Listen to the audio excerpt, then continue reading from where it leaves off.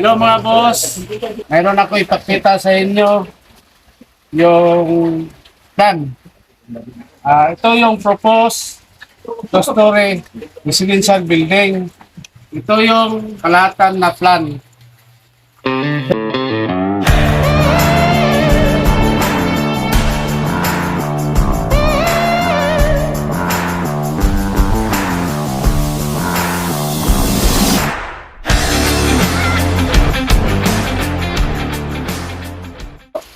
Ang gagawin namin ito, ituturo ko lahat yung nakalagay dito.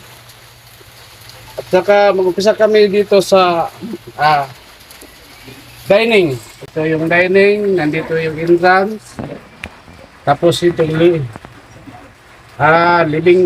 para.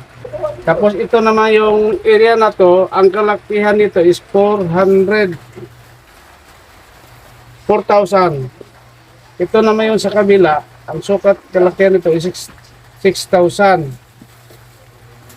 So, malaki-laki kaunti ito yung dining. Ito naman, may hagdanan. Hagdanan ito hanggang sa second floor. Tapos yung sa baba, may isang kwarto na sa guest, mayroon din sa mids. May CR sila, may CR siya, at saka mayroong storage. At saka may CR malaki. Ang kalakihan nito yung sukat 180 by 295. So medyo malaki-laki yung sa baba. Ang ground floor. At saka naman dito yung sa taas, ang second floor, ito yung design niya sa taas.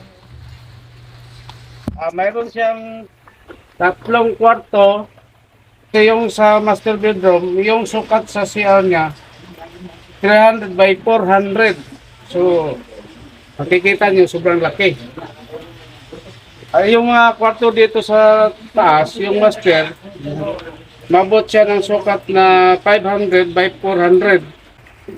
At saka mayroon lagayan ng bistang, yung makikita nyo sa plan ay gagawin pa namin, pero yun talaga makikita ninyo pag matapos na yung building na ginagawa namin. So ito naman yung ginagawa namin, naglalagay kami ng